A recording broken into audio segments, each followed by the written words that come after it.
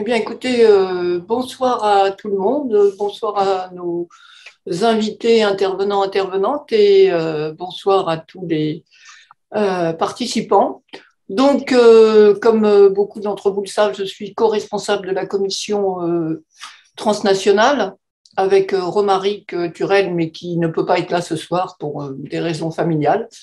Et donc, nous organisons des visioconférences régulièrement et celle-ci nous paraît extrêmement importante à l'heure actuelle, vu ce qui se passe en Turquie, à la fois en interne, hein, on le sait, bon, le séisme nous a montré les catastrophes qu'il pouvait y avoir et qui ne sont pas vraiment naturelles, hein, entre guillemets, elles sont naturelles, mais on sait très bien que la catastrophe humaine est en fait due à la corruption et due à la construction et due au lien d'Erdogan avec le bâtiment.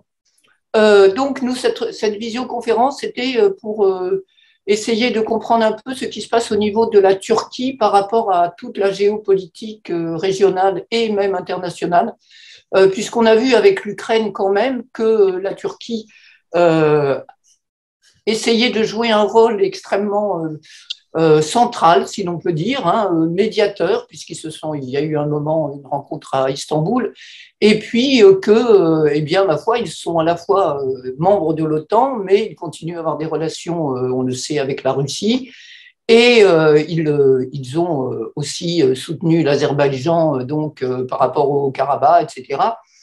On connaît aussi leurs déplacements en Afrique, hein, qui datent de l'an dernier, je crois. Les conflits qu'il y a pu y avoir avec la Grèce à un moment sur les aires maritimes. On sait aussi leur soutien à certaines factions de la Libye. Donc, on sait que la politique d'Erdogan internationale est extrêmement variée et en fait variable, hein, avec sans doute toujours la volonté d'exister. Et l'une de nos hypothèses, c'est évidemment d'exister à la fois parce qu'il a aussi des problèmes internes, comme vu les crises économiques, sociales, etc. Et aussi parce que la Turquie est un grand pays qui a eu une histoire évidemment très forte et que sans doute il y a ça derrière, plus évidemment la question religieuse, puisqu'il y a un retour quand même extrêmement fort sur un islamisme, dirons-nous, beaucoup plus fondamentaliste qu'il ne l'était. Le mot fondamentaliste n'est pas adapté, hein, qu'autrefois. Donc voilà, qu'est-ce que la place de la Turquie à l'heure actuelle dans l'Europe, hein, et dans la région et dans le Moyen-Orient et dans ces alliances qui sont très variables en ce moment. Qu'est-ce qu'il est possible, nous, pour l'Union européenne, justement, Mounir, de faire par rapport à ça, puisqu'il y a aussi, on le sait, hein, des projets faramineux comme le doublement du Bosphore, etc., etc., avec une destruction de l'environnement, mais ça, c'est pas la... Excusez-moi. Il va y avoir donc des élections, on en parlait au début, hein, et donc peut-être à un moment, on nous avait demandé s'il pouvait y avoir des observateurs qui puissent aller en Turquie, parce qu'on connaît le système qui fait qu'il peut y avoir des fraudes, hein. On sait qu'il y a quand même une répression extrêmement forte. Donc voilà, c'est à la fois un peu mieux comprendre la Turquie au niveau interne, hein, ce qui se passe, et puis aussi au niveau extérieur avec toutes tout ce que cherche à faire Erdogan avec son appartenance à la fois, comme je le disais, à l'OTAN et donc les pressions qu'il a pu faire sur la Suède, par exemple, et en même temps ses liens avec la Russie et ses attaques contre la Syrie, etc. Donc c'est vraiment un point extrêmement central par rapport à ce qui est en train sans doute de se passer au niveau, pour aller vite, de multipolarité. Donc voilà, donc on compte sur nos intervenants et intervenantes pour essayer de nous donner des pistes pour éclaircir tout ça. Merci. Mounir, Merci. si tu veux, avant que... Pardon, c'est de toi, Laïla, je te laisse la parole. Oui, peut-être présenter nos intervenants et par la suite Mounir, promis. Donc, je te laisse la parole pour que tu puisses continuer à aller à ta réunion. Ce soir, nous avons les 4 intervenantes, intervenants et intervenantes je dirais, de marque et des référents. Hamid Bozarslan, donc, qui est historien, politologue, il est directeur donc d'études de l'ES, le Centre études turques, ottomanes, balkaniques et centra-asiatiques. Il est l'auteur de nombreux ouvrages. Et je nommerai peut-être pas tout parce que c'est long. Et c'est un peu de référence sur les questions, surtout relations Turquie, Moyen-Orient, questions kurdes, etc. Donc, c'était un petit peu le référent. Et Ahmet İnsel, c'est pareil, c'est un référent également sur les questions sur la Turquie, économiste et politologue. Il est ancien chef du département l'économie de l'université Galatasaray à Istanbul en Turquie. Il est auteur de nombreux livres. On a l'habitude un petit peu aussi de le voir dans les émissions, beaucoup d'émissions, mais aussi ses articles dans le monde diplomatique, etc. Et beaucoup d'ouvrages, notamment, je vais essayer de trouver les titres qui sont très intéressants, justement, par rapport à la Turquie actuelle. Par exemple, la nouvelle Turquie d'Erdogan ou le règne de l'arbitraire, par exemple, ou du rêve démocratique à la dérive autoritaire, entre autres. Et je crois que je viens d'entendre tout à l'heure au début qu'il a un livre qui vient sortir sur l'Ukraine. Donc, c'est quelqu'un qui est très Non, au pas. point sur ces questions-là. Et nous avons donc Ariane Bonzon, c'est pareil, donc c'est une spécialiste, une référente aussi sur les questions de la Turquie. Elle est journaliste, elle travaille sur la Turquie depuis plusieurs années. Elle a été en correspondance pour Arte pendant une dizaine d'années. Après avoir été correspondant en Israël et en Afrique du Sud, elle a travaillé avec Michel Rocard, ancien Premier ministre française, sur son livre Oui, à la Turquie. C'était la période où on parlait l'entrée de la Turquie en Europe, donc il y a quelques années. Elle a également de nombreux livres. Voilà, donc avec Tuğçe Oklay, qui est activiste écologiste, elle est membre de la coalition pour la justice pour le climat en Turquie. Actuellement, donc, sur Paris, elle enseigne dans une université, je crois, à Lille. Elle donne des cours et elle sera avec nous tout à l'heure. Elle sera avec nous. Avec vous ensemble, nous allons connaître mieux certainement donc, la situation de la Turquie, les enjeux, la géopolitique de la Turquie interne, mais aussi régionale, euh, européenne. Donc l'année prochaine, il y aura les élections européennes, par exemple, les impacts. Il y a donc les élections en Turquie 3 mois après ce terrible tremblement de terre. Je crois qu'il faudrait que je rends hommage, une grande pensée justement à toutes ces vies qui ont péri, je dirais en grosse partie de malgestion. Voilà, donc du gouvernement où M. Erdogan, le président de la République, qui détient tous les pouvoirs en tout cas. Et voilà, donc avec tout ça, avec nos intervenants, nous allons connaître un petit peu plus donc, et la Turquie et les enjeux géopolitiques au niveau régional, européen, voire mondial.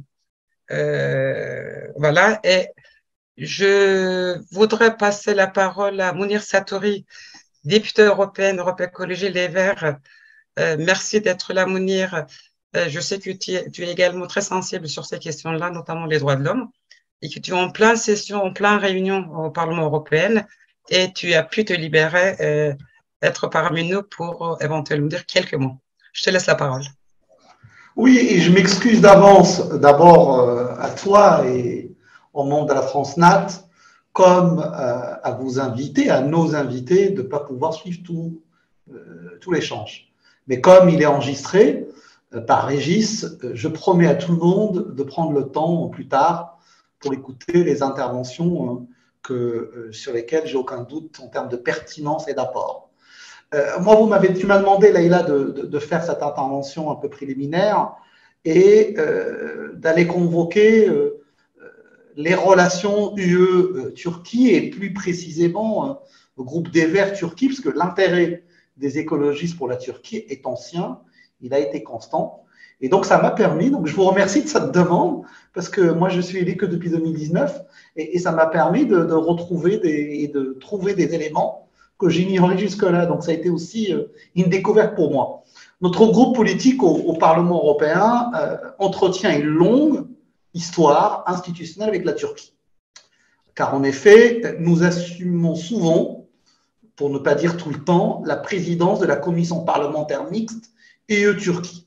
Cet organe, vous le savez sans doute, est en charge de faire le suivi des relations UE-Turquie via des rencontres conjointes avec des députés turcs.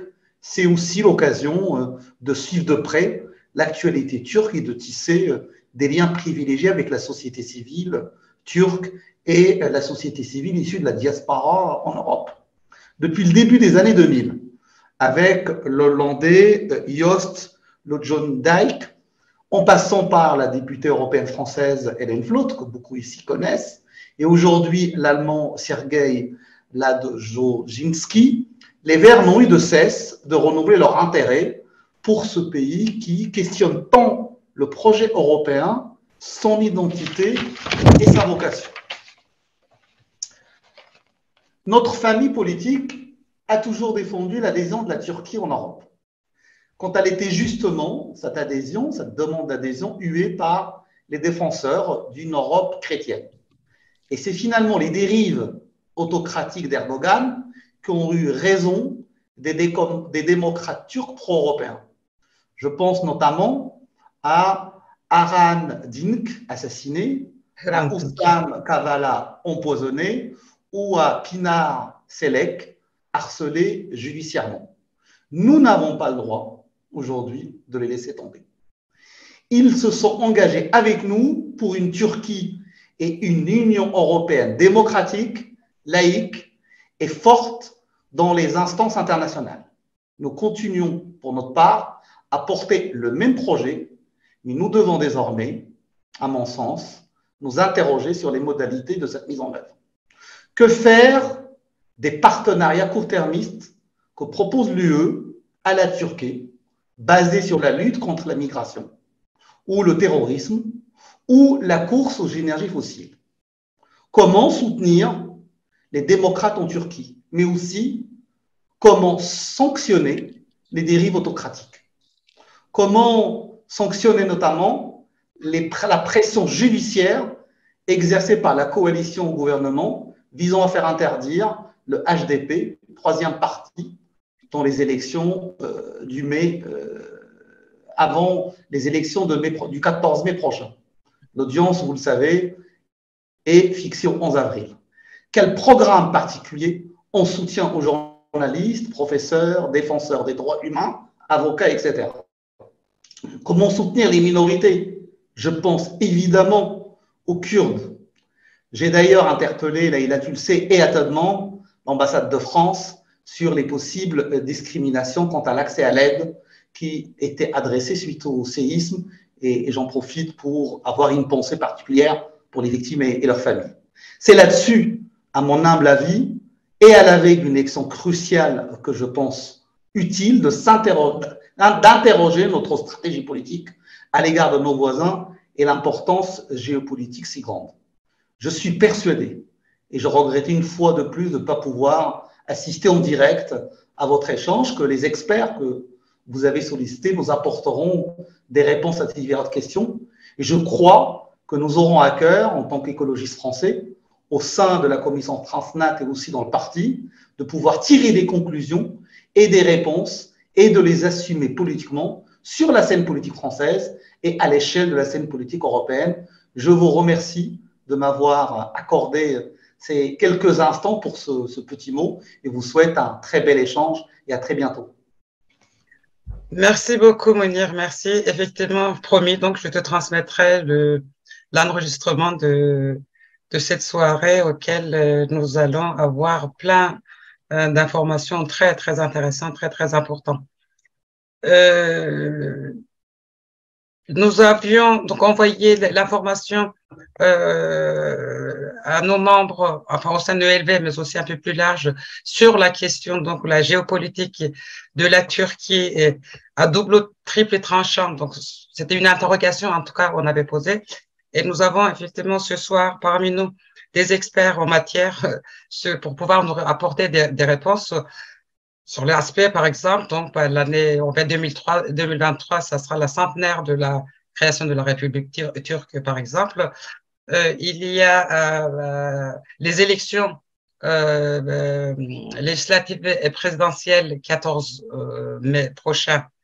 Et après 3 mois seulement donc de ce terrible tremblement de terre qui a coûté officiellement, là aussi c'est contradictoire puisque officiellement donc à peu près 50 000 morts donc Turquie et Syrie, mais d'après donc d'autres informations le chiffre serait beaucoup plus important.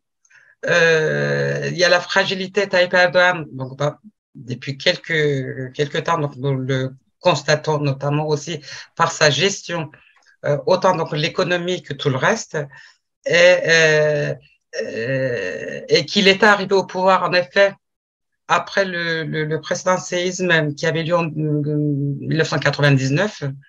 Voilà, donc quels sont les enjeux effectivement donc en interne, mais aussi à l'externe.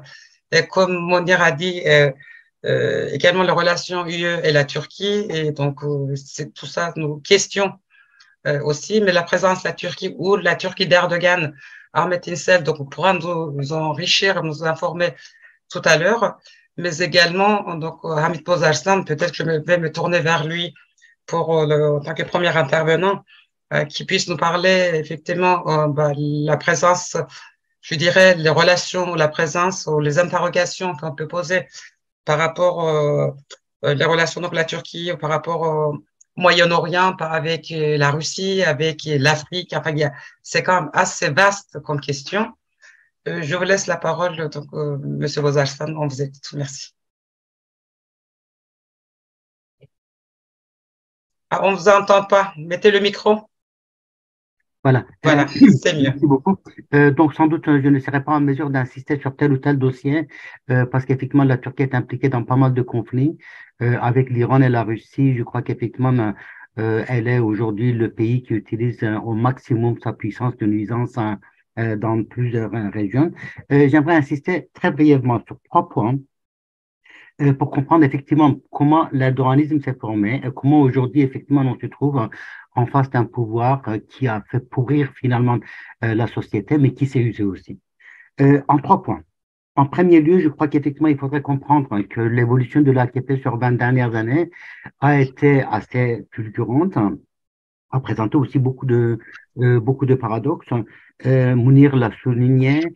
Au début, quand l'AKP était venu au pouvoir, on vivait dans une certaine urgence d'une double déradicalisation, une déradicalisation de l'islamisme à l'échelle moyen-orientale, parce qu'il fallait sortir effectivement de ce règne de terreur de Al-Qaïda et de 11 septembre.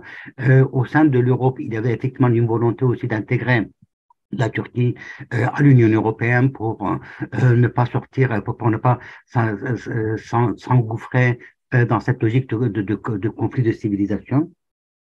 Et dans un premier temps, la Turquie d'Erdogan s'est basée sur un bloc hégémonique qui a été composé des classes moyennes sunnites, mais qui semblait vouloir effectivement donner quelques signes d'ouverture. Il y a eu la communauté de Fethullah Gulen qui servait un peu à la fois de banque intellectuelle, de think tank intellectuel et en même temps d'une organisation secrète. Il y avait des ouvertures vers la mouvance kurde.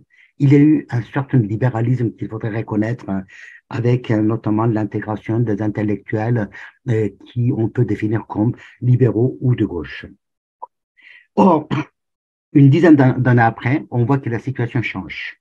On voit que la situation change. Les classes moyennes sont toujours effectivement ont toujours partie du bloc hégémonique du pouvoir, mais ces classes moyennes sont infiniment plus turques, sont infiniment plus radicalisées.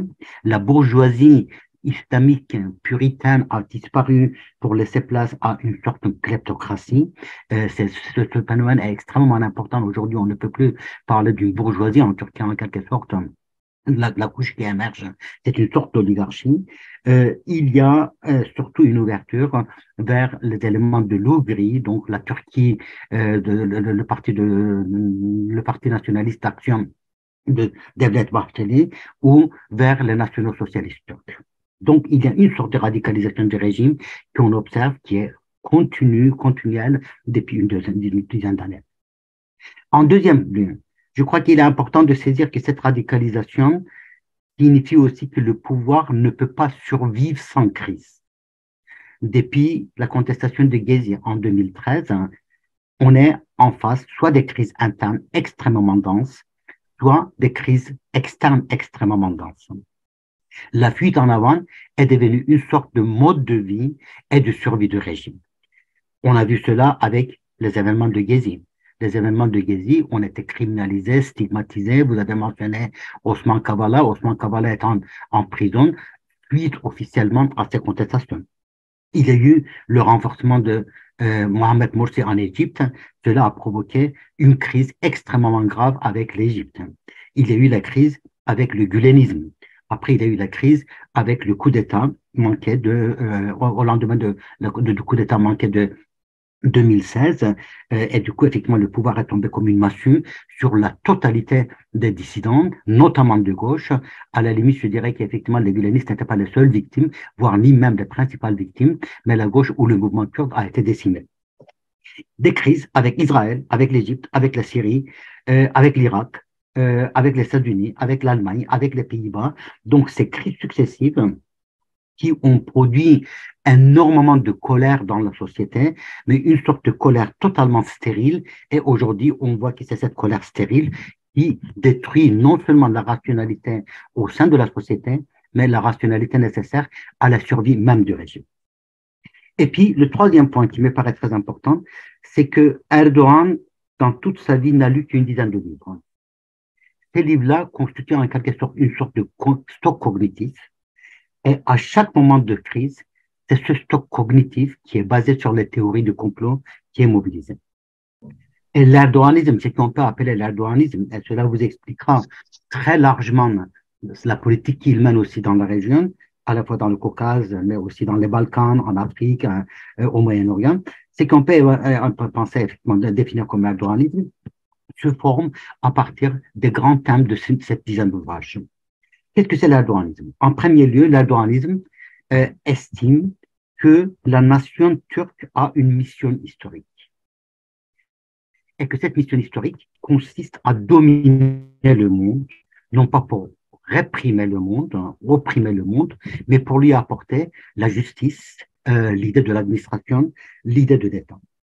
Et que cette mission historique a été par la suite confirmée aussi par la nature et par la raison créatrice. Donc, une triple certification.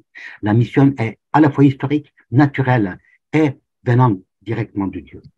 Et cette mission historique, pour Erdogan, a été brisée, entravée, parce qu'il y a eu les ennemis de la Turquie de l'extérieur et des traîtres en interne. Ce point est absolument central. Et quand Erdogan dit la patrie turque, la mère patrie turque était de 20 millions de kilomètres carrés. Aujourd'hui, on se trouve avec 780 000 kilomètres carrés. Il rappelle précisément cela. Un deuxième point. L'erdoganisme passe par le principe, de principe que la turcité a une ontologie pure. Une ontologie immuable, une ontologie qui est incarnée, je reviendrai à cette question de l'incarnation dans la personne même de leader, mais que cette ontologie pure, qui constitue une sorte de réservoir transméta-historique, est constamment menacée par une autre ontologie qui est une ontologie corrompue et corruptrice. Corrompue et corruptrice qui vient cette fois-ci de l'Occident. Et ce terme de l'Occident qui est absolument séparé, distingué de l'histoire de l'impérialisme occidental, du colonialisme occidental, ou tout ce que vous pouvez imaginer, est systématiquement rappelé. Mais dans cette ontologie, il y a aussi une trahison interne. La trahison interne, pas uniquement des Arméniens, des Grecs, des Kurdes, etc., mais d'une élite occidentalisée. Et donc, du coup, une élite occidentalisée avec les réformes de Tanzimat, à partir des réformes de Tanzimat, donc 1839. Du coup, il faudrait restaurer la turcité dans sa pureté ontologique initiale pour lui permettre de disposer de nouveau de la puissance. Et cette puissance, c'est le troisième point qui est important dans la formation de l'erdoganisme. Cette puissance signifie que le temps à venir sera le temps de revanche sur le passé.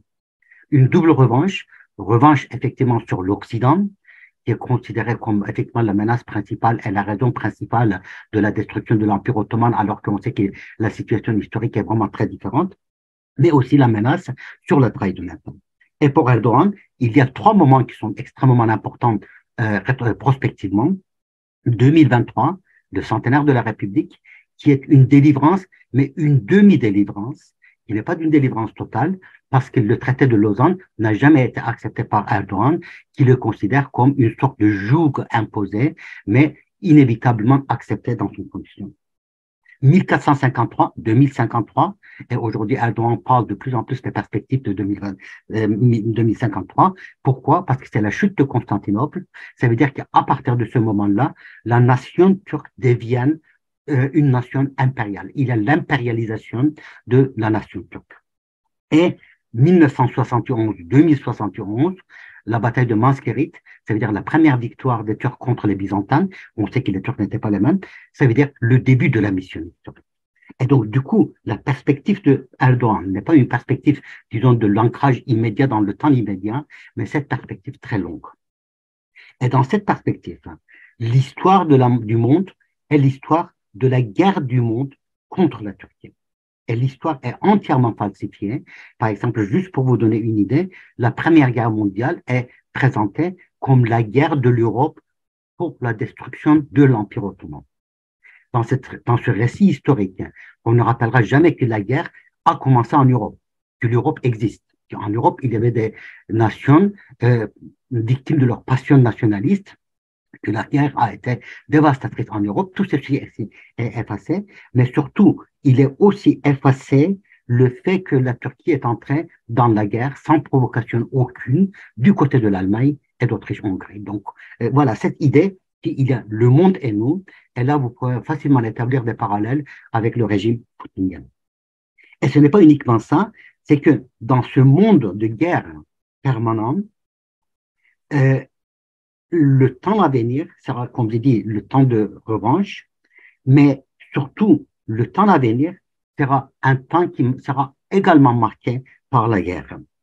Erdogan le rappelle, la terre ne peut devenir patrie qu'à condition d'être arrosée du sang des martyrs, et le tissu ne peut devenir drapeau qu'à condition d'être arrosé du sang des martyrs. La guerre elle occupe une place centrale dans le discours d'Erdogan. La guerre est considérée comme un état naturel voulu par Dieu. Et d'ailleurs, il le rappelle, si Dieu n'avait pas voulu la guerre, il n'aura pas autorisé Caïn tuer Abel. Et cette bataille entre Abel et Caïn continuera jusqu'à la fin du temps. Dieu, mais pas uniquement Dieu, aussi la nature. Pour Erdogan, les gens sont créés dans une nature donnée. Une femme est créée dans sa nature, et conformément à cette nature, elle doit avoir 3 ou 5 enfants. Elle ne peut pas transgresser cette frontière naturelle. Et un soldat est né dans sa nature, et le fait de devenir martyr fait partie de cet état naturel. Donc, vous voyez, là aussi, on insiste beaucoup sur l'islamisme d'Erdogan. Tout à fait à raison, bien sûr. Mais une bonne partie de ces thèmes-là sont des thèmes qui sont absolument dominants entre 1870 et 1945 en Europe. La Turquie s'est occidentalisée, mais cette occidentalisation était l'occidentalisation en passant par une Europe social-darwiniste, une Europe dictatoriale ou tout ce que vous pouvez imaginer. Un cinquième point me paraît très important, et c'est sur ça que je vais m'arrêter. Pour Erdogan, la nation ne peut exister qu'à condition qu'elle soit incarnée. Il n'y a qu'une seule source de légitimité. Cette source de légitimité n'est pas institutionnelle, au contraire, il y a une détestation des institutions. c'est la nation, mais la nation ne peut pas s'exprimer, exercer sa légitimité directement. La nation délègue entièrement sa légitimité. Et l'homme incarne cette légitimité nationale, incarne la nation dans son présent, mais aussi dans son passé et dans son futur. Sans l'homme qui incarne la nation n'existera pas. Et cette idée de la nation incarnée, là aussi, ça nous renvoie quand même à des références des années 1920 et 30. Hein, donc voilà. Et cela est absolument central. Et à partir de cela, vous pouvez comprendre effectivement pourquoi Erdogan considère la kurdicité en Syrie, par exemple, comme une menace organique, hein, biologique. Pourquoi la Grèce est toujours considérée, voilà, effectivement, on peut finalement la Turquie d'Erdogan s'est réconciliée avec la Syrie, avec l'Égypte, avec Israël, avec les Émirats, avec l'Arabie Saoudite, sans doute demain avec la Syrie, mais reste un problème, voilà, effectivement, les Kurdes, les Arméniens ou les Grecs se maintiendront en tant qu'ennemis permanents et l'élite occidentalisée restera une élite traîtresse en permanence. Et je crois qu'effectivement, à partir de cela, on voit que la question n'est pas uniquement la question ni de néo-ottomanisme, ni exclusivement de l'islamisme, mais il y a tout un héritage qui vraiment couvre le 19e et le 20e siècle. Et aujourd'hui, c'est voilà, au-delà de l'horizon de 2023, je pense voilà, la Turquie, à l'avenir de la Turquie à partir de l'horizon des années 2030, au-delà des élections, voilà, il faudrait penser comment arracher la Turquie à ce passé-là pour l'ancrer dans une perspective démocratique. Donc, je vais m'arrêter là, j'étais beaucoup trop bavard, je crois. Merci beaucoup, M. Bozarsan, de cette richesse historique que vous venez d'exposer, de nous le dire. Nous allons passer à Ariane Bonzon, justement, faire le lien entre l'Europe et la Turquie, où vous êtes une spécialiste de la Turquie que vous suivez depuis plusieurs années. Comme je disais au début, vous étiez correspondante de Arte, vous travaillez pour Arte, pardon, donc en Turquie, et après donc en Israël, Afrique du Sud, etc. Voilà, qu'est-ce que vous pouvez nous dire justement dans cette présentation, dans cette optique, les relations, les ambivalences en tout cas entre l'Union européenne et la Turquie, et les enjeux pour la Turquie même, mais aussi pour nous, européennes ou en Europe. On vit aussi peut-être aussi effectivement le 14 mai prochain une éventuelle élection ou réélection. Voilà. Comment vous voyez les choses? On vous écoute. Alors, je vais reprendre un peu dans quelques pistes ouvertes par Mounir Satouri. Juste une petite chose, vous avez dit que j'avais travaillé avec Michel Rocard. Effectivement, on a l'impression que c'est il y a un siècle, hein, c'était en 2008. Il a sorti un petit bouquin qui s'appelait Oui à la Turquie et moi j'ai aidé à l'écrire. Ça ne veut pas dire que je partageais toutes ses idées. Et le jour, je le relisais, et ce qui était intéressant quand même, c'est qu'il parlait énormément de la Chine, de la Russie, de la possibilité du tropisme éventuel de la Turquie vis-à-vis de ces pays. Et il y a quand même, il y avait un certain nombre de pistes très intéressantes. Cela dit, sa conception à lui, c'était qu'au fond, il était pour la Turquie parce qu'il croyait plus en l'Europe politique. Il disait l'Europe politique, l'Europe à la Jean Monnet, une fédération, une Europe intégrée. C'est fichu. Lui, il disait que c'était à cause des Anglais. Ce qu'il faut, c'est être un grand ensemble économique avec des règles de base de droits de l'homme et la Turquie a sa place dans un tel ensemble. Voilà. Donc, c'était tout à fait, en fait, il disait, j'ai mis du temps à comprendre qu'au fond, la grande Europe politique n'existe pas, que le gendarme du monde, ça sera toujours les États-Unis, que nous, on n'arrivera pas, etc. Et c'est quand même pas inintéressant de le relire aujourd'hui au regard de ce qui se passe. Alors, je ne vais pas revenir sur toute la chronologie de l'Union européenne, je pense que beaucoup de gens le savent, et puis surtout c'est un peu fastidieux, mais essayer d'ouvrir des pistes de réflexion. Juste une chose, bon, vous savez qu'il y a eu un certain nombre d'occasions manquées entre la Turquie et l'Union européenne dans les années 70, mais disons qu'en 99, Helsinki reconnaît la candidature officielle de la Turquie. Il y a donc un certain nombre de… Déjà avant même l'AKP, avant pour le parti de la justice et du développement, il y a eu des réformes par la coalition au pouvoir. Ce n'est pas l'AKP qui a commencé les réformes pour adhérer à l'Union européenne. Cela dit, c'est tout de même en 2004 quand l'AKP est au pouvoir, on reconnaît donc que l'AKP que la Turquie remplit les critères de Copenhague, c'est-à-dire qu'on peut ouvrir les négociations à la candidature à partir d'octobre 2005. Alors, en gros, ça va buter sur deux choses. D'abord, les trois grandes questions, toujours, c'est la taille, la capacité de l'Union européenne à absorber la Turquie. Et est-ce qu'au fond, cette Turquie ne va pas faire diverger les institutions européennes, ne va pas modifier l'esprit européen? C'est un peu la question latente. Le second problème, mais qui dure des années, même avant l'ouverture des négociations, hein, c'est le niveau de développement de la Turquie. Est-ce que ça va peser trop sur la Turquie? Et c'est vrai que le plus gros budget de l'Union européenne reste quand même la Turquie. Hein, les plus gros financements vont vers la Turquie. Et la dernière question, c'est l'identité, en particulier l'identité évidemment islamique de la Turquie. Ça, c'est les trois éléments qui vont être en filigrane des relations entre la Turquie et l'Union européenne.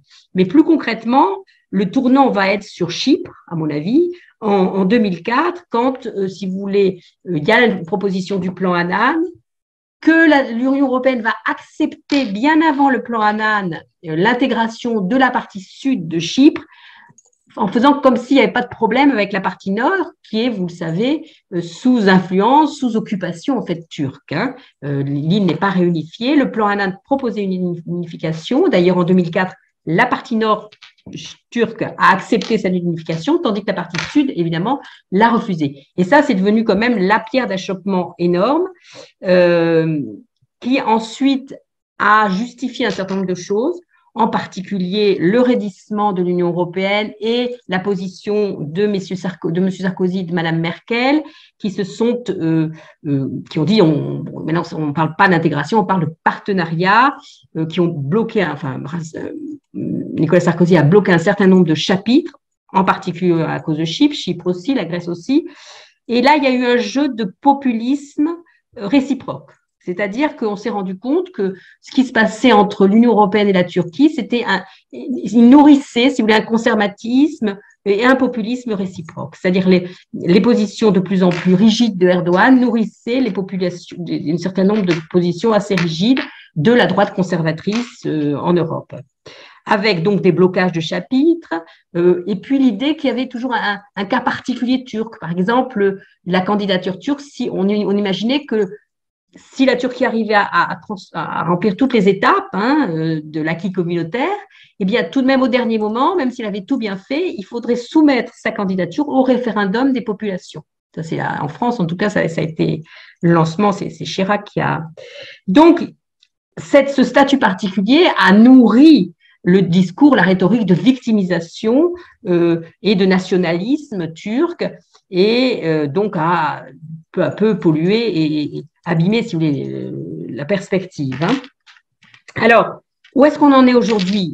L'impulsion de départ, qui est quand même l'intégration de l'acquis communautaire, c'est-à-dire 90 000 pages au sein de 35 chapitres, tout ça, ça a volé en éclats.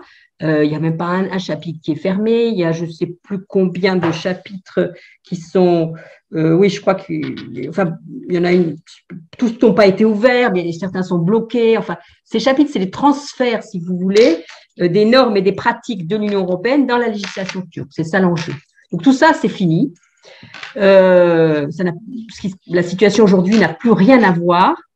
Il faut savoir, et ça je vous suggère de lire Claire Vizier, qui a fait un travail extrêmement passionnant sur les relations Union européenne-Turquie et qui a montré en fait comment très vite il y avait deux canaux. Il y avait les ambitions politiques de l'Union européenne, mais il y avait aussi ce qui se faisait au niveau des négociations et au niveau des financements.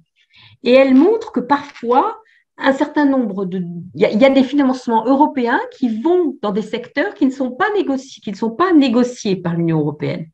Donc, il y a eu un grand manque de la part de l'Union européenne de cohérence sur sa politique d'aide, de financement, voilà.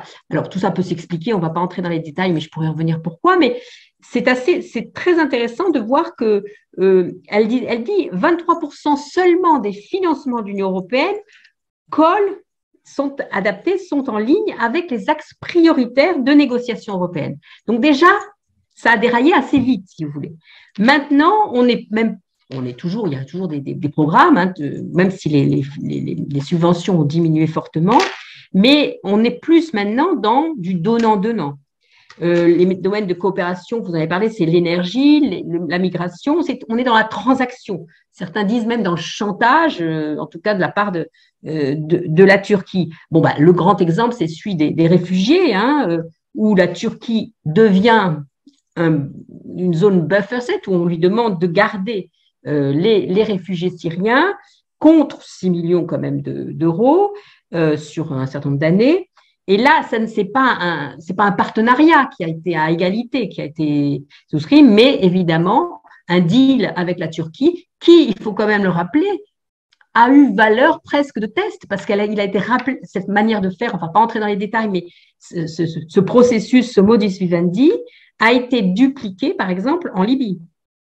C'est peut-être maintenant la nouvelle méthode de l'Union européenne pour gérer les migrations qui va être quand même le grand problème des années à venir. Hein. Alors évidemment, tout vole en l'air, c'est-à-dire tout ce qui est convention de Genève, etc. Enfin, tout ça n'a.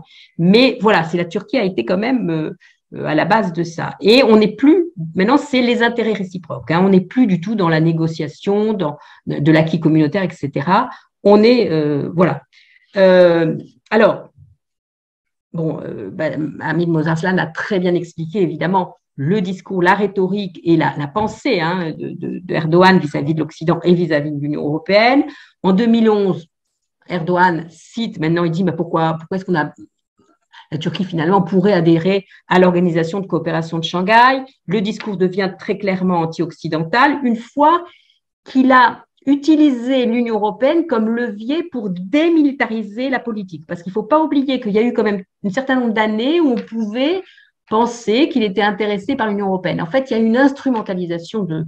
Il était peut-être intéressé, je pense qu'il n'avait peut-être pas aussi perçu la perte de souveraineté que ça pouvait être, hein, que d'être membre de l'Union européenne, mais cela dit, ce qui était très important pour lui, c'était d'utiliser. Et l'Union européenne n'a peut-être pas su tout à fait voir ce qui s'est passé dans le musellement de l'appareil militaire turc auquel a procédé Erdogan. Alors, il y a eu donc, si vous voulez, peu à peu cette humiliation sur laquelle a très bien surfé Erdogan. Un exemple, il y a quelques années, en direct à la télévision, je crois que c'était un ministre, prend le rapport annuel de l'Union européenne. Chaque année, l'Union européenne fait un rapport et le jette à la poubelle en direct. Ça, si vous voulez, c'est quelque chose, c'est un geste extrêmement fort. L'Union européenne devient l'autre et on s'aligne plus maintenant, il y a plus un discours, une rhétorique sur la Russie et la Chine. Avec cette idée, et je renvoie à ce que disait Hamid, d'une politique indépendante où le pouvoir régional va choisir, en tout cas en fonction de ses seuls intérêts. Hein. Et nous sommes assez forts pour agir indépendamment, nous n'avons plus besoin de l'Union européenne. Alors, maintenant, les pistes qui s'ouvrent avec à la fois le séisme et les élections, est-ce que, le séisme, ça a quand même, pour la population turque, présenté une rupture psychologique. Ils étaient nourris d'un discours de grande puissance turque, qui elle-même procédait à l'aide humanitaire à travers le monde, qui faisait, par exemple, en Afrique, la leçon aux Français ou à d'autres puissances. Et là, tout d'un coup, ils dépendent de l'aide humanitaire, de l'aide étrangère, occidentale et européenne. Là, il y a quelque chose qui peut quand même se casser. Je ne me rends pas bien compte, en revanche, si la population perçoit bien ça, parce que les médias sont quand même à 90% sous l'influence du pouvoir. Hein, mais là, il y a quand même quelque chose dans la représentation de soi-même. Il y a une rupture, il me semble. J'aimerais avoir l'avis d'Hamid et d'Ahmed, c'est parce que je pense quand même que dans la représentation de soi, il y a une rupture qui peut être intéressante. Alors, avec les élections, je dirais que imaginons que l'opposition gagne. Est-ce que l'Union européenne est prête si jamais l'opposition tend la main? Est-ce qu'elle a une réponse? Qu'est-ce qu'elle va dire? À mon avis, il me semble que l'Union européenne n'est pas du tout prête à ce que, par exemple, tout d'un coup, l'opposition gagnant elles disent, bon, voilà, nous voulons reprendre des négociations avec l'Union européenne, etc. Donc ça, c'est déjà une première question. Et il faut regarder de près avec ce qui se passe en Ukraine. Si l'élargissement devait se confirmer avec l'Ukraine, la Moldavie, voire la Géorgie, voire les pays des Balkans, quid de la Turquie? Là, on va vivre une nouvelle humiliation et ça va redonner. Donc là, il y a des tas de questions. L'Union européenne n'a plus de levier sur la démocratisation, moi je crois. Enfin, ça, j'aimerais bien avoir l'avis aussi d'Armit et d'Ahmed, mais je crois qu'elle n'a plus tellement de levier sur la démocratisation de la Turquie. Et d'ailleurs, c'est très bien. Et d'ailleurs, c'est très bien parce que, à mon avis, un effet pervers de l'importance du processus de candidature de l'Union européenne, en particulier dans les 10 premières années, c'est que l'Union européenne avait presque un rôle d'opposition, en tout cas un rôle programmatique. Le paysage politique était atone et d'une certaine manière, maintenant, il y a l'émergence en particulier du HDP, de partis plus actifs, mais qui, chaque fois qu'il y avait un problème, on se retournait vers l'Union européenne, on disait, ben voyez, l'Union européenne veut faire ceci, veut faire cela. C'était un peu le programme de l'Union européenne qui était le programme d'opposition ou le programme de proposition, en tout cas. Et ça, c'est fini. Et c'est pas une mauvaise chose. Ça veut dire qu'il y a quelque chose de beaucoup plus sain avec des vrais partis qui ont des programmes chacun différents. Donc voilà, là, tout le monde parle d'un agenda positif. On ne parle plus du tout de négociation à la candidature. On dit quel agenda positif. Et toutes ces questions seront encore plus importantes après, en tout cas, si l'opposition gagne. Parce que si c'est Erdogan, je vois mal les choses changer et au contraire, en tout cas dans un sens pro-européen, comme Armit l'a dit, là on est dans une logique tout à fait différente. Voilà les quelques pistes de réflexion. Merci beaucoup Ariane Bonzon. Effectivement, c'est la suite de l'intervention Hamid Bozarsan. Vous avez très bien fait le lien. J'ai quand même envie de dire, effectivement, donc il y a la question qui est au niveau de la démocratie très problématique en Turquie et en Europe également aussi. Donc, je crois que c'est vous, Hamid, avez fait un peu le ressemblance de la période des années 20. Il y a conservatisme et l'extrême droite qui monte, je dirais, en Turquie. Mais effectivement, qui est là, mais aussi en Europe. Et c'est vrai que ce sont des questions qui nous préoccupent, nous les citoyennes, je dirais, européennes et autres, qui nous préoccupent vraiment de près. Et ce sont les intérêts de qui et comment, justement. Voilà, c'est quand même important, inquiétant en tout cas pour nous, justement, cette montée de la droite ou l'extrême droite, en tout cas en Europe. On va passer malheureusement des pays comme la Suède, par exemple, comme exemple, mais d'autres aussi. Donc, ce sont quand même des inquiétudes. Et puis, ce double jeu, vous avez dit effectivement aussi double jeu entre l'Europe, l'Union européenne et la Turquie concernant les migrants, par exemple, les Syriens. Cette discrimination également aussi, je dirais, de l'Europe et les Européennes par rapport à l'accueil, par exemple, des Ukrainiens. Très bien, donc il faut accueillir. Mais on n'a pas du tout la même position pour les Syriens, par exemple, ou pour les Afghans, etc. Donc là, il y a aussi des enjeux de politique inquiétants, en tout cas, par rapport aux les citoyennes européennes ou le reste. Donc, je crois que la partie, avec Ahmed Insel, nous allons analyser un peu les deux, mais donc la situation, je synthèse un petit peu ce que vous venez de dire, et le regard économique et démocratique, je dirais aussi, de la Turquie et ses enjeux, toujours donc régional, enfin national, régional, mais européenne. Ahmed Insel, donc c'est à vous. Merci.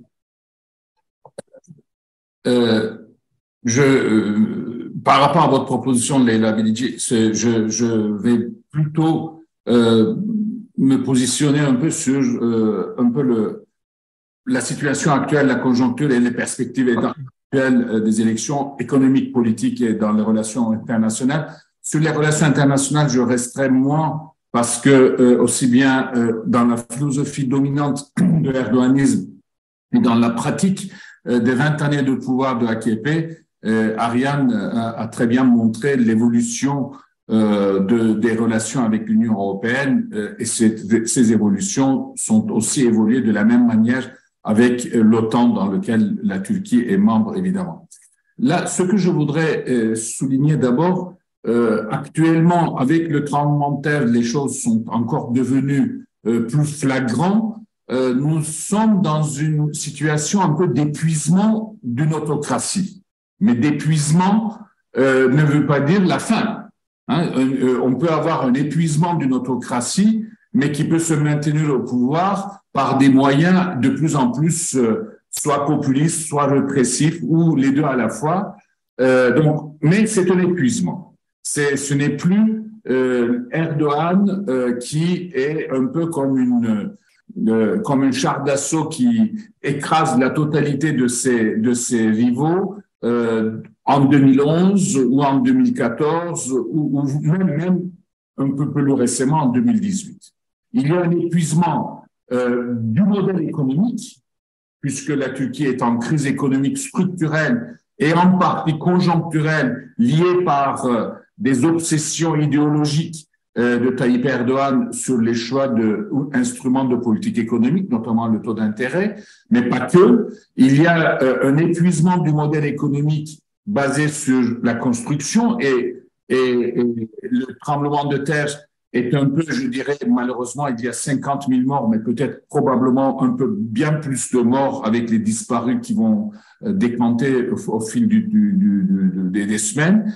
Ce tremblement de terre a révélé aussi la face, disons, cachée, négative et destructive de la politique, tout pour le bâtiment, tout pour le BTP de Tayyip Erdogan, qui était basée sur on va avoir une croissance par la construction, on va avoir une rente urbaine, une rente foncière qu'on va distribuer entre le pouvoir, les entrepreneurs et les propriétaires des terrains, et en même temps, évidemment, une énorme réseau de corruption, du clientélisme, etc.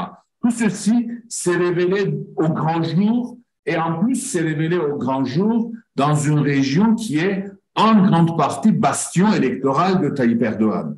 Donc, du coup, il est encore plus, je dirais, à part le département de Hatay, d'Antioche, les autres départements, ce sont des bastions électoraux de Tayyip Erdogan. Et là, on entend de plus en plus des réactions extrêmement virulentes. Et par rapport à la question que Ariane posait tout à l'heure, les sondages d'opinion de l'Ipsos, qui est un peu un sondage d'opinion neutre international, montre que au niveau national, mais surtout au niveau de la région, les gens disent que ce qui était le plus efficace pour aider, secourir aux victimes, c'était les organisations internationales, les associations les initiatives de société civile, les mairies, les mineurs et les organisations publiques qui sont chéries par Tayyip Erdogan, comme l'équivalent de la sécurité civile en Turquie, la FAD, ou le Croissant Rouge, vient bien aux 7e, 8e position. Donc, de ce point de vue-là, il y a plusieurs facteurs qui ont révélé aussi la politique, les conséquences de la politique néolibérale de Tayyip Erdogan. Je vais vous donner un seul exemple. Par exemple, lors de ce tremblement de terre, nous avons découvert que le Croissant Rouge est devenu un lucratif. Qui vend les tentes, qui vend les matériels de secours aux intermédiaires. Et d'ailleurs, aujourd'hui, le Croissant Rouge est en train de préparer une protestation et éventuellement faire sortir le Croissant Rouge du réseau international de Croix-Rouge du Croissant Rouge, parce que Croissant Rouge turc n'est plus un organisme qui travaille bénévolement, pour le bénévolat. Hein. Donc là, on voit bien l'aspect tout pour le marché et tout pour le profit, et avec en même temps un autre aspect qui a été révélé encore plus avec le tremblement de terre, c'est le clientélisme et en même temps le népotisme de Tayyip Erdogan, c'est-à-dire le placement dans des postes clés des personnes qui sont proches idéologiquement, mais sans les compétences. Alors, de ce point de vue-là, nous sommes effectivement dans l'épuisement de Tayyip Erdogan qui a été obligé déjà en 2016, contrairement à ses positions antérieures, faire alliance avec le parti d'extrême droite pour pouvoir garder la majorité. Donc, je précise que depuis 2017, Tayyip Erdogan et son parti ne disposent pas à eux seuls d'une majorité. Ils disposent d'une majorité avec l'appui du parti d'extrême droite nationaliste, les loups gris comme vous connaissez en France. Donc, déjà, il y avait cet affaiblissement. Cet affaiblissement s'est encore plus accentué avec la crise économique, une inflation très élevée, 65-70% officiellement, et officieusement, les estimations varient entre 100 et jusqu'à 140%. Le taux de chômage, etc., je passe. Une dépréciation énorme de la livre turque, et un entêtement de Tayyip Erdogan à garder une politique invraisemblable de taux d'intérêt et avec en même temps une désinstitutionnalisation très forte. Je crois que, par exemple, le fait que pendant un an, en une année, 3 gouverneurs de banque centrale qui changent, 3 ministres des Finances qui changent, n'est pas un signe de stabilité institutionnelle, gouvernementale, etc. Alors, de ce point de vue-là, je crois, l'opposition, pour une fois, a pu prendre conscience de quelque chose qu'on rencontre de plus en plus dans les régimes autocratiques électoralistes ou électifs. Vous savez, les régimes, de plus en plus, nous avons des autoritarismes électifs ou de ce qu'on appelle les autocraties électives, c'est-à-dire des autocraties qui n'est pas comme au XXe siècle avec le fascisme ou le nazisme, qui laissent la porte d'un changement du pouvoir par les élections ouvertes, mais entrouvertes, disons, pas totalement ouvertes, mais entrouvertes. Et de ce point de vue-là, les élections qui vont venir le 14 mai prochain constituent effectivement un révélateur pour répondre à la question, peut-on sortir d'une autocratie bien installée, élective, par les élections et démocratiques ou par les élections libres et d'une manière pacifique? Nous avons une expérience qui a échoué. C'est l'expérience hongroise. Orbán, face à lui, il y a eu une coalition très large de l'opposition. Ils ont choisi un candidat un peu discutable. Bon, je ne reprends là-dessus, ce n'est pas notre question, mais nous avons un cas de tentative récente de sortie des élections de l'autocratie par une union de l'opposition. 55% des voix pour Orbán, ça a échoué. Nous avons une autre expérience qui a marché. C'est la Tchéquie. En Tchéquie, d'abord le Premier ministre et après le président de la République ont été chassés du pouvoir par une coalition large de la droite libérale jusqu'à la gauche et qui a pu réussir effectivement de faire une passation relativement pacifique. Effectivement, la Tchéquie n'est pas la Turquie. Babiš n'était pas installé comme Erdogan depuis 20 ans et n'avait pas réussi tout le programme de mainmise sur les ressources publiques, administratives, économiques du pays. Mais néanmoins, c'est un petit exemple qui peut inspirer. En Turquie aujourd'hui, donc, l'opposition a pris conscience de ça et aujourd'hui, l'opposition va présenter un seul candidat face à Tayyip Erdogan.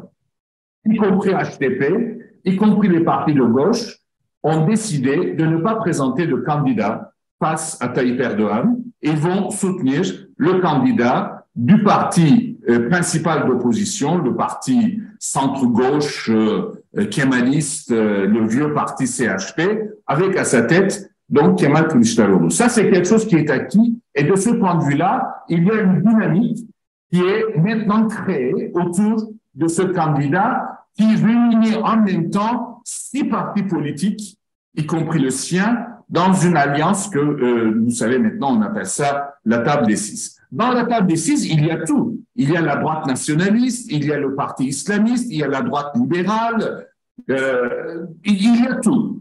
Mais il y a effectivement une coalition dont l'unifiant est essentiellement basé, on doit sortir définitivement et d'une manière urgente de l'erdoganisme que Hamid a très bien décrit. En fait, sortir de l'erdoganisme signifie de sortir de régime présidentialiste, c'est-à-dire ce qu'on appelle ce régime que le Erdogan a fait appeler, je crois que cette appellation est unique au monde, le système de gouvernement de la présidence de la République officiellement, et c'est un régime c'est pas un régime présidentiel à l'américaine, c'est un régime présidentialiste ou hyper présidentiel.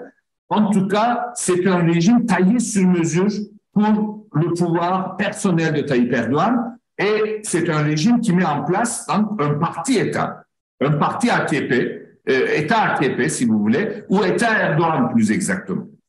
Et donc, c'est un régime qui a délégalisé, puisque les lois même ne sont pas appliquées, ou appliquées de manière aléatoire, désinstitutionnalisé. J'ai parlé tout à l'heure de l'exemple de la Banque centrale qui est devenue une institution totalement déboussolée, le Trésor, des grandes institutions publiques qui avaient des traditions. Je vous ai cité tout à l'heure le Croissant Rouge, mais on peut aussi citer les universités, on peut citer les organismes d'administration centrale. La plupart des organismes d'administration centrale sont vidés de leur tradition historique, institutionnelle, les pratiques qui ont été mises en place par des expériences parfois positives, parfois négatives.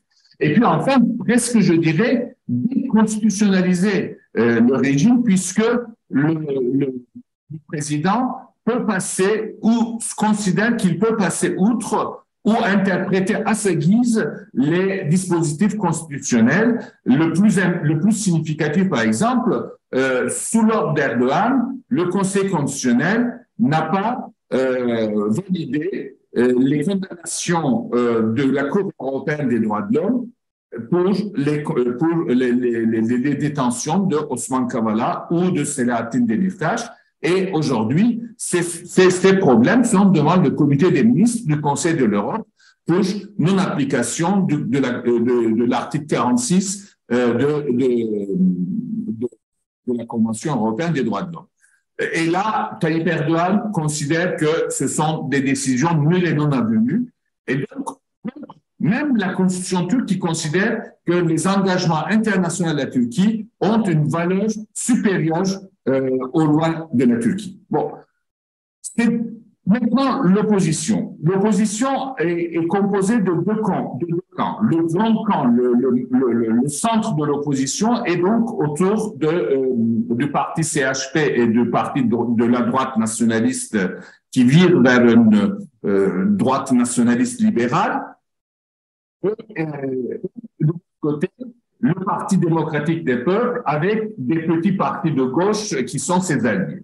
Le Parti démocratique des peuples, de ce point de vue-là, est décisif parce que la coalition dite de la nation ne dispose pas suffisamment de voix pour combattre, pour vaincre contre Erdogan. Ils ont besoin de l'apport des électeurs de HDP qui représentent selon les estimations, entre 10 et 14%. Donc, HDP est devenu une sorte de parti clé, y compris aussi pour la majorité parlementaire. HDP pourrait disposer d'un nombre relativement important, 60, 80 députés sur 600, qui pourraient aussi décider de la majorité de l'opposition face à Tayyip Erdogan et ses alliés. Donc, il y a l'opposition à un programme qui est relativement détaillé en termes politiques, moins détaillé en termes économiques, et il y a quelques points sourds que je voudrais signaler. Premièrement, effectivement, donc je précise, aujourd'hui, au niveau des observateurs politiques internationaux, l'élection de 14 mai 2023 en Turquie est considérée comme l'élection la plus importante du monde en 2023. De ce point de vue-là, même, c'était le titre des journaux britanniques. Parce que c'est au-delà de la Turquie, il y a cette expérience, parce que les Indiens aussi, je sais, au parti du Congrès, regardent d'une manière très attentive, suivent très attentive ce qui se passe en Turquie, parce qu'il y a les élections prochaines en Inde, et pour renverser le gouvernement Modi, ils sont en train d'étudier un peu la dynamique qui a été créée en Turquie. En fait, l'opposition a un programme, c'est sortir du régime présidentialiste et revenir à un régime parlementaire renforcé. Sortir du régime présidentialiste, réinstitutionnaliser la démocratie, répondre à la crise économique, ce qui est le plus difficile, conjoncturel, mais aussi structurel, retisser les liens avec les alliés traditionnels de la Turquie, c'est-à-dire l'Union européenne, mais aussi avec l'OTAN, retisser les liens avec l'OTAN. Ça, c'est le programme ouvertement signalé du gouvernement et de l'opposition. Et évidemment, ce programme ne peut se réaliser massivement que si l'opposition dispose dans la majorité, dans le Parlement, 360 voix sur 600 pour pouvoir changer la Constitution, parce que sans changer la Constitution, on ne peut pas sortir. Voilà la première chose. Et aujourd'hui, il y a pas mal de chances de se présenter là-dessus. Pour HDP, il y a quelque chose que vous avez signalé, Leïla Bilicci. Effectivement, non, c'est Mouniz qui avait signalé. Il y a effectivement une instruction devant la Cour constitutionnelle pour l'interdiction du HDP et qui, le 11, ce n'est pas la décision, c'est l'audience pour écouter la défense des avocats de HDP, et à partir de là, ils peuvent décider à chaque moment. Donc, HDP a décidé officieusement pour le moment, mais ça va bientôt être officiel dans quelques jours, HDP, quoi qu'il arrive, même si le Conseil constitutionnel ne décide rien pour le moment, HDP ne va pas se présenter sous ses propres couleurs aux élections. Et là, je crois que les Verts ont quelque chose d'important, puisque HDP va se présenter sous le couvert du parti Vert-Gauche, qui est le parti allié des Verts européennes, qui est le parti qui faisait partie, depuis sa création en 2012, de l'alliance avec HDP, puisque le parti Vert ne s'est jamais présenté aux élections et il a toujours mis des candidats dans les élections législatives dans la liste de HDP. Donc, du coup, HDP ne va pas se présenter. C'est le parti Vert-Gauche qui a le droit de se présenter cette année aux élections. Et évidemment, il y a des débats avec les autres partis de gauche pour savoir comment on présente des listes électorales, etc. Je passe la cuisine, les débats là-dessus. Il y a deux défis creux de l'opposition. J'ai tout à l'heure signalé les défis ouvertement proposés par l'opposition pour changer les choses à court et moyen terme. Il y a deux défis sur lesquels l'opposition mainstream, l'opposition principale, n'a pas pris de position parce que justement là-dessus, c'est la droite nationaliste libérale aime des quatre mains le problème kurde, ne prononce absolument rien sur le problème kurde. Il y a un sous-entendu, nous verrons ça après. Et puis, sur la question des femmes, parce que le parti conservateur islamiste, par exemple, est totalement opposé au retour de la Turquie à la Convention d'Istanbul. Donc, du coup, dans le programme de cette opposition de tableau des six, la question des femmes, la question des Kurdes ne sont pas, ou la question LGBT évidemment, ne sont pas posées. Mais, y compris les Kurdes, y compris les femmes, tout le monde sont d'accord pour dire, d'abord, il faut faire tout pour chasser Erdogan du pouvoir, et après, la dynamique des luttes sociales pourrait reprendre de plus belle. Au niveau de la politique extérieure, par contre, malheureusement, je dirais qu'il ne faut pas s'attendre, à part la question Union européenne et l'OTAN, il ne faut pas s'attendre à un changement de politique extérieure de la Turquie au sujet de la Syrie et de cette lutte contre les Kurdes en Syrie, au sujet de la Libye ou au sujet de la présence de l'armée turque au Chypre du Nord. Peut-être par contre, la Turquie peut-être pourrait se rapprocher beaucoup plus, commencer à avoir des relations diplomatiques avec l'Arménie, puisque l'Azerbaïdjan maintenant a gagné la guerre. Probablement la Turquie de l'opposition n'aura pas ce discours agressif vis-à-vis de la Grèce, mais les conflits sur le partage des eaux territoriaux de la mer Égée vont continuer. Donc, je ne pense pas qu'il y aura très rapidement un rapprochement gréco-turc là-dessus. Donc, sur la politique extérieure, par contre, il y a une dynamique de l'État national qui va au-delà, malheureusement, de capacités de l'opposition mainstream en Turquie. HDP a des positions totalement différentes, mais n'a pas les moyens de peser pour le moment sur la politique extérieure.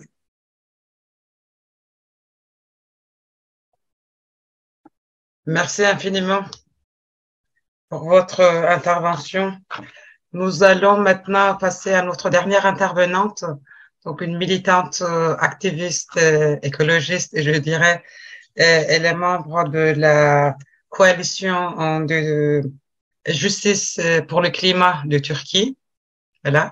Elle a participé à la COP 26, je crois, donc Tuğçe Oklay. Et je crois qu'aujourd'hui, elle a eu du mal, quelques problèmes, donc à Paris. Mais elle est avec nous quand même, donc je la remercie infiniment.